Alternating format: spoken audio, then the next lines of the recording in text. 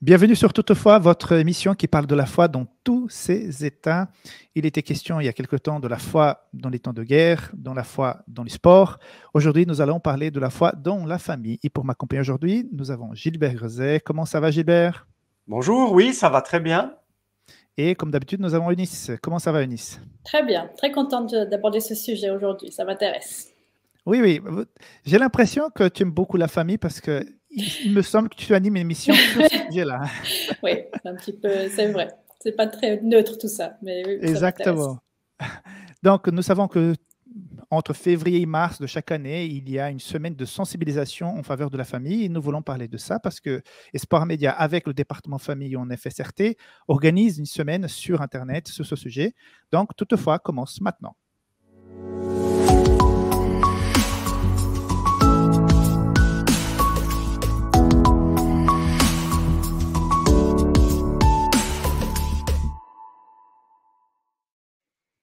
Alors, Gilbert, avant de parler de cette activité cette année, on voudrait, pour ceux qui ne connaissent pas, pour ceux qui ne sont pas habitués de fonctionnement de l'Église adventiste, tu es responsable du département famille. Ça veut Oui. dire département famille, quelles sont tes attributions, quel est ton cahier de charges, qu'est-ce que tu peux faire en tant que responsable de ce département? Alors, j'hésite presque à répondre parce que ça risque d'être un peu long, mais le responsable du département famille a bien sûr à cœur de s'occuper des familles, des couples aussi plus particulièrement. Et ça, c'est une de mes activités qui, ces temps, a pris pas mal d'ampleur. Je ne sais pas si c'est les résultats du Covid, du fait que les gens ont été un peu stressés ou plus ensemble, mais j'ai passablement d'entretien pour couples qui traversent un moment de crise. Mmh. Mais sinon, indépendamment de cet aspect très pratique et direct avec des personnes en particulier, j'aime bien aussi animer dans nos églises des sabbats après-midi sur certains thèmes de la vie de famille, les cycles affectifs, les étapes de la vie familiale. Enfin, il y a un certain nombre de thèmes que j'aime beaucoup partager et ça se fait assez régulièrement. Je sors environ une fois par mois dans différentes églises de la Fédération de la Suisse romande et du Tessin. Mmh. Je sais aussi que tu travailles un peu dans les manuels pour la préparation au mariage. Tu fais aussi beaucoup de préparation au mariage. Tu fais aussi des week-ends pour Oui. les couples, il me semble, hein? Oui, c'est juste. On fait une fois par année ou des fois par 2 ans un week-end pour couple au Bosquet. Concernant le manuel de préparation au mariage, on en avait fait un en 2010, mais on est en train d'en refaire un nouveau en collaboration avec l'Union franco-belge. Normalement, on arrive au bout. Cette année, il devrait sortir. Mais voilà, des fois, il peut y avoir un peu des délais, des surprises. Je suis un peu surprise qu'en fait, tu joues un peu un rôle de conseiller en fait aussi. J'avais pas trop cette notion-là du département famille. Oui, on pourrait dire conseiller en relation d'aide pour les couples ou les D'accord, familles, effectivement. ok, Mmh. très intéressant. Oui, c'est un aspect passionnant, hein, Mm. des fois, il y a alors c'est assez sympathique parce que j'ai des couples qui viennent me voir et puis j'ai presque l'impression qu'une fois tous les 3-4 ans, ils aiment bien revenir faire 4-5 séances comme ça. C'est En tout cas, cyclique, bah oui. ouais, c'est un peu Mais cyclique, les c'est vrai. relations, c'est cyclique, oui, c'est un peu ça. Ouais. Du coup, c'est chouette de les revoir. D'autres, par contre, je les vois une fois, enfin, je veux dire une série de fois, puis après, je n'en entends plus parler. Et il faut reconnaître aussi que parfois, on arrive à des situations où la séparation reste de mise et c'est Mmh. des fois la moins mauvaise solution, c'est vrai. Mmh mh. Alors pour les couples qui peut-être n'oseraient pas venir te voir directement, parce que c'est une démarche d'oser aller voir quelqu'un et demander Oui, conseil, il y a ces fameuses semaines de sensibilisation tous les ans. exactement. À quoi elles servent exactement? Quel est Alors, l'objectif de ces séances? j'ai envie de dire, c'est proposer une fois par année des réflexions sur la vie de couple et de famille, un peu comme on fait son service annuel pour sa voiture. C'est-à-dire que Entretien, on entretient. voilà, on entretient, on prend le temps de réfléchir, de dialoguer sur un certain nombre de sujets, et puis ça entretient quand même des bonnes relations dans le couple ou dans la famille. Ou alors, on peut aussi ne rien faire et attendre la panne, mais ça, c'est un peu dommage. Je ne recommande pas ça du tout, évidemment. Alors, j'ai un peu l'impression qu'on associe tout ce qui est un peu en thème avec la famille dans l'église avec c'est pour les familles ou les couples qui vont pas très bien. Est-ce que Eh c'est ben, vrai? non, non. Quand il y a crise, c'est bien de demander de l'aide, ça c'est certain, mais c'est comme, je reprends l'image de la voiture, c'est pas parce qu'elle va mal que vous l'amenez au service, c'est parce qu'elle va bien et vous avez envie qu'elle continue d'aller bien. Et Exactement. la semaine de la famille ou qu'on appelait anciennement du foyer chrétien, ben c'est l'idée de prendre le temps de faire un entretien, de prendre du temps pour discuter, pour dialoguer, pour se retrouver plus proche sur certains sujets, et c'est pour continuer d'aller bien. C'est important de dire, pardon, excuse-moi, de dire que c'est donc pour tout le monde.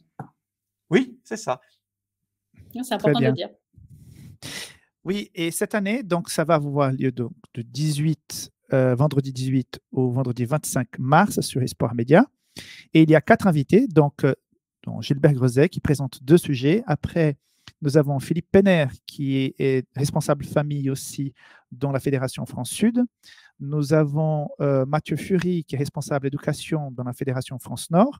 Et nous avons Alain Charpiot qui est le directeur de Horizon 9, ce centre thérapeutique à Genève. Donc, pour ce qui est de tes présentations, quels sont les sujets que tu vas aborder cette année, Gilbert? Alors, pour ma part, puisqu'on s'est partagé le nombre de journées et le nombre de réflexions, j'en aborderai 2. Le premier que je considère comme vraiment important, c'est le pardon. Parce que la notion de pardon peut être parfois comprise presque comme une arme de destruction massive dans la famille. J'emploie des termes très forts, mais ce n'est pas par hasard.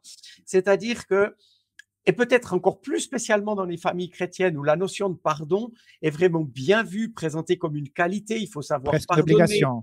Oui, jusqu'à 77 fois, 7 fois, parole d'évangile. Seulement si je me dis, je vais pardonner à ma femme, et que je viens vers elle en lui disant « chère femme, je vais pardonner les nombreuses erreurs que tu as faites », ça veut dire implicitement que je considère que moi, j'ai rien fait de mal, que moi, je suis quelqu'un de bien et que l'autre a fait faux. Et je crois que dans le pardon, il faut relever le défi d'oser demander pardon pour ses propres fautes plutôt que de dire aux autres « je vous pardonne comme un grand Seigneur ». D'accord, très Il n'y a intéressant. pas de position un au-dessus de l'autre. Non. Et d'ailleurs, on sait très bien, quand il y a des crises dans les familles, c'est jamais la faute de l'un ou de l'autre. C'est toujours un partage de responsabilités. Alors, autant ouvrir les yeux sur ce que nous avons provoqué comme difficulté et oser en demander pardon. C'est infiniment plus apaisant que de rechercher les difficultés que l'autre a causées. Et le deuxième thème, c'est quoi? Voilà, alors, le deuxième thème sera plus, je ne sais pas comment l'appeler, un peu plus excitant, puisqu'il s'agira de la sexualité. Sexualité effectivement, le terme est bien choisi.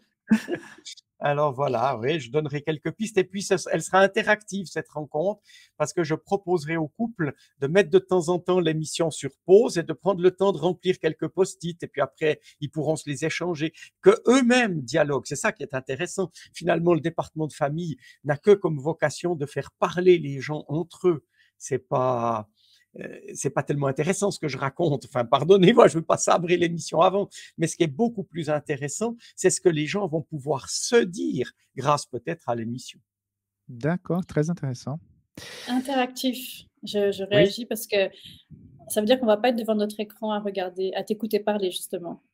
Alors, par moment, oui, mais c'est vrai que je propose des arrêts pour que les gens prennent le temps de mettre par écrit quelques éléments qu'après ils peuvent s'échanger. Et sur le thème de la sexualité, c'est vraiment intéressant parce que parler de la sexualité, mais tout le monde le fait tout le temps. Il n'y a qu'à voir le nombre d'émissions télé ou si vous mettez sur Internet sexualité dans le couple, vous allez trouver 12 000 sites en 0,3 secondes et puis vous pouvez en parler autant que vous voulez. Par contre, parler de sa propre sexualité, ça c'est beaucoup plus rare, beaucoup plus engageant et ça crée une intimité magnifique. Et j'ai vraiment envie d'inviter les couples à parler de leur sexualité, mais évidemment entre eux, pas à l'antenne. Tout à fait. Et non seulement toi, tu aborderas ce sujet, mais je sais que Philippe aussi en aborde. Il y a un thème où il parle de ça. Et oui. Alain va aussi aborder la question des violences qu'ils peuvent avoir dans le couple, y compris de violences un peu dans la sexualité. Donc, vraiment une semaine assez complète et très intéressante. Eunice, je sais que tu as une dernière question. Oui. En fait, non, je voulais dire un petit quelque chose, c'est que j'ai vu un tout petit peu de ce qui a été, parce qu'il y a des émissions qui ont déjà été enregistrées, oui. Et j'ai eu un tout petit aperçu de ce qui est, et je voudrais dire que, notamment ce que toi tu dis, Gilbert, ça me touche particulièrement parce que c'est sans tabou. J'ai trouvé que c'était assez direct. on va tourne pas trop autour du pot, notamment au niveau de la sexualité. C'est vrai que c'est pas forcément facile d'en parler. Et dans l'église, on peut se dire, oh là là, faut faire attention à ce qu'on dit, pas utiliser des termes trop ceci ou trop cela. Mais c'est assez direct, ça va droit au but. Donc, voilà, j'étais assez étonnée et dans le bon sens. Voilà, ça va droit au but. On a vraiment des réponses aux questions. Et comme tu dis, il y a des moments où ça, je découvre un peu, où on va pouvoir réfléchir sur nous-mêmes. Mais voilà, c'est des vraies choses qui sont dites. C'est pas caché, c'est pas juste légèrement abordé. C'est vraiment traité directement. Oui, on a essayé en tout cas. Et si tu l'as ressenti comme ça, je suis encouragé. Merci. J'espère que les auditeurs auront la même sensibilité. Tout à fait. Donc, une dernière question. Quels sont les dangers pour clore ce débat, hein, tu en abordes certains dans l'émission, mais dans des grandes lignes, quels sont les dangers les plus féroces qui guettent aujourd'hui dans les temps où nous vivons actuellement les familles? Est-ce que tu pourrais rapidement énumérer un, deux, trois aspects, peut-être pour juste éveiller l'attention de ceux qui nous regardent? Alors certes, il y a plusieurs dangers qui peuvent guetter les couples ou les familles d'aujourd'hui, mais j'aurais parlé peut-être d'un danger qui est en amont, qui pourrait peut-être expliquer les autres problèmes. C'est le manque de relation où on prendrait le temps de mieux connaître l'autre. Aujourd'hui, tout va tellement vite, très très vite. Regardez, et je m'accuse le premier, comment lit-on nos messages WhatsApp ou autres? Avouons qu'on les survole, qu'on prend à peine le temps de comprendre ce qu'ils nous disent, et puis j'ai peur qu'on fasse un peu pareil avec nos proches. Et du coup, on se comprend mal, il y a des malentendus. Il me semble que le danger le plus grave, c'est de plus prendre du temps. L'important devient à ce moment-là, et j'ai envie de parler positif, de prendre ce temps pour vivre de bons moments ensemble et sans écran. Je sais que tu es à la base d'un programme qui s'appelle New Start 80, où entre autres, tu proposes qu'on fasse 1 heure sans écran avant d'aller se coucher. Il paraît que c'est bon Oui. pour la santé, pour la qualité de notre sommeil. Eh bien, pourquoi pas prendre un temps d'échange en couple ou en famille, 1 heure par jour? Ça va être extraordinaire. Comment on va aller mieux après, hein, ça, je peux vous dire. Tout simple, Je témoigne. Moi, je ne sais pas comment, il y a une circonstance qui a fait qu'on a enlevé la télé à la maison. Et ben Ouais. oui, entre couples et même dans la famille avec les enfants, ça change pas mal de choses le soir. Vraiment. Eh oui, ouais, ouais. Mm. Le temps de mieux se connaître, le temps de mieux partager des choses, de vivre des choses ensemble, je crois que c'est vraiment un atout magnifique pour les familles du 21e siècle. Oui. Témoignage aussi. On a enlevé la télé depuis des années à la maison. On en a une, mais pour mettre parfois un film une fois par année, c'est rare. Donc j'étais un peu fier. Ouais, on perd pas de temps avec la télé à la maison et tout. Mais j'ai compris qu'avec le temps, les écrans et de l'ordinateur et du portable Bien sont en sûr. train de remplacer. Donc à quelque part, j'ai quand même la télé à la maison. C'est pas le même poste que j'utilise, mais je commence à utiliser un poste qui est pire encore parce que j'ai dans ma poche, quoi. Je le transporte partout. Mm. Donc, voilà, couper la télé, c'est une chose, mais je pense que le problème, c'est le temps d'écran. D'ailleurs, la plupart des portables, hein, je pense qu'ils offrent un rapport hebdomadaire ou journalier de temps d'écran. Allez regarder, moi, parfois, j'étais surpris et j'ai dit, waouh, Ouais. j'ai un peu la honte, quoi. Il faut faire attention. Mais peut-être que plutôt que de faire la chasse aux écrans, il faut valoriser le temps qu'on pourrait passer ensemble. Et qu'est-ce qu'on pourrait faire? Cuisiner ensemble, ça peut être quelque chose de très sympathique. Faire un jeu de société en famille, même entre couples, ou alors une sortie dans la nature, un peu de sport. Vous voyez, on a vraiment une large palette de choses qu'on peut faire ensemble. Et du coup, ça va remplacer le temps sur les écrans et ce sera, à mon sens, bénéfique pour la vie de famille. Voilà, c'était le conseil de sagesse de la fin de cette émission. Merci beaucoup. Donc, je vous rappelle que du 18 au 25 mars, vendredi à vendredi, hein, pas samedi à samedi, vendredi à vendredi, sur Espoir Média, Semaine de la famille chrétienne, avec Gilbert Grosset, Mathieu Fury, Philippe Penner et Alain Charpiot. Donc, je vous invite tous à être devant vos postes. Et après, prendre le temps de parler avec l'épouse, le mari, sur le contenu de l'émission. Très bien, très bien. Voilà, donc merci beaucoup à tous ceux qui nous suivent. Donc, notre podcast finit ici. Je vous invite à partager avec vos amis. N'oubliez pas de faire un don pour nous soutenir. Ici à eSport Media, nous avons besoin de votre soutien financier pour continuer à produire. Et si vous voulez nous contacter, voici notre contact via mail. Vous voulez suivre moi sur les réseaux sociaux, le voici, et Eunice, voici aussi. Donc, merci beaucoup de la participation de chacun. Et à la prochaine avec Toutefois. Bye bye. Ciao. À la prochaine, au revoir.